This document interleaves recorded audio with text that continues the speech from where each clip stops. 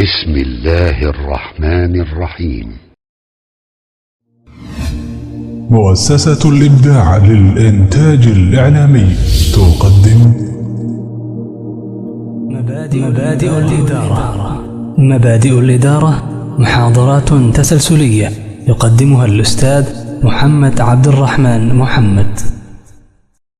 السلام عليكم ورحمة الله وبركاته. الحمد لله والصلاة والسلام على رسول الله. أما بعد، maanta insha Allah waxa uu gudu galaynaa casharkeeni labaad ee duruustii ku saabsanayd idaarada ama maamulka. Casharkeeni koowaad waxaan ku soo baranay horudhac ama mafhuum guud oo ku saabsan maamulka wuxuu yahay. Casharkan waxaan insha Allah ku qaada dhigi doonaa ahdaafta ama goalska ama yoolalka ay u socdaan ururada ama shirkad walba ama maamul walba. saa hore u soo sheegnay waxaan dhahnay maamul walba wuxuu rabaa inuu xaqiijiyo ama gaaro ahdaaf. maxay yihiin marka ahdaaftaas uu rabo maamulka inuu gaaro ama ahdaafta laga leeyahay maamulka ama idaarada?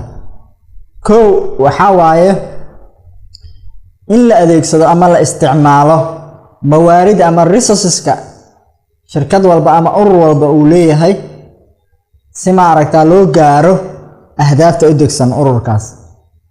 waxaana loo adeegsanayaa ama loo maamulayaa ama loo maareynayaa mawaaridaasi qaabka ugu wanaagsan, shakl al-amthal,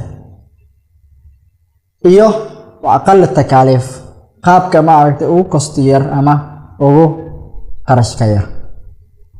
shayga labaad oo maamulka u socdo ama hadafka labaad maamulka u socdo waxa waaye inuu kordhiyo ama sare u qaado capacity-ga ama qudraadka ama awoodada ay leeyihiin shaqaalaha shirkadaasi, isla markaana uu dhiirigeliyo incentives uu sameeyo si maaragta loo fuliyo planiska ama qorshooyinka shirkadaas u degsan si loo gaaro ahdaafta guud ay leedahay.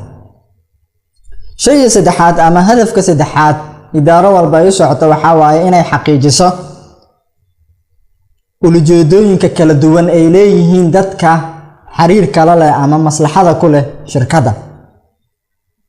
waxaa jira dad la dhaho stakeholders ama dad masaalix ku leh shirkadda. marka qeybahaas kala duwan ee masaalixda shirkadda ku leh mid walba ahdaafteeda in loo xaqiijiyo, taasay u soconaysaa idaarada ama maamulka u soconaya. yihiin marka dadkaas masaalixda ku leh ama stakeholderska ah shirkadda masaalixda kaga jirta. awal waxa weeyaan idaarada naftirkeeda ama maamulka naftirkiisa ahdaafuu rabaa inuu xaqiijiyo. marka ahdaafta rabo ama ujeedooyinka uu gaari rabo maamulka shirkadaas ama ururkaas ka shaqeeyo waxa weeyaan kow waxa waaye in shirkadaas istimraari ay lahaato, ay sii socoto, sustainability ay xaqiijiso. marka maaragtaa istimraari ay lahaato ayana shaqadooda u soo soconaysaa, raatibkooda way helayaan, way sii shaqeynayaan.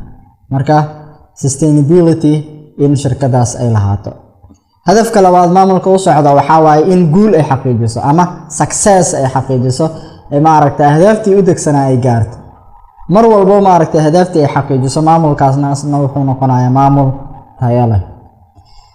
hadafka saddexaad maamulka uu leeyahay waxa waaye inuu xaqiijiyo taxqiiq daat, maaragtaa in maamulkaas uu xaqiijiyo uu cadeeyo inuu yahay maamul kafaa'a leh.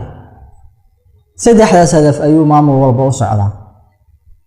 qaybta labaad ama dadka labaad xiriirka la leh maslaxada ku leh shirkadda waxa waaye dadka iska leh ama mulaagda ama ownerska shirkadda iska leh. maxay yihiin ahdaafta u socdaan ownerska ay doonayaan inay u xaqiijiso idaarada? awalan waxa waaye in qiimaha ama value ay leedahay shirkadaas sare loo qaado ama kore ay u kacdo. shayga labaad waxa waaye in maaragta la kordhiyo arbaaxda ay xaqiijinayso. shirkad walba sanad walba arbaax ay xaqiijinayso ama profit ma faa'iidaas in mar walba la kordhiyo. boqolkiiba meeqaan kordhinay? boqolkiiba 10, boqolkiiba 20. intaas ay maaragta hadafkoodu yahay dadka shirkadaas kale. qaybta saddexaad waxa waaye dadka shirkadda ka shaqeeya caamiliinta عاملين دا أما دتك الشركة كشقة أهداف تودي محاواي أي دون أيان إدارة إن يحقيقصه وحاواي أولا إن معركته ظروف العمل أما قيبتي كشقين أيان قابك وشقين أيان قاب راحة لإنا يكشقيان معركته ميل أو معركته مناسبة أي كشقيان مركا أهدافتي وصعدان شقالها شركة داس وحاواي أولا إن معركته جوي في عن أي كشقيان كان لواد وحاواي إن راتبكودا أما سلريغودا لو كرديو كان سدحاد وحاواي إن ساعدها يشقين أيان لا يريو iyo mazaayad kale ama waxyaabo kale loo kordhiyo marka intaas ay helaan waxa uu xaqiiqo waaya hadafkay u socdaan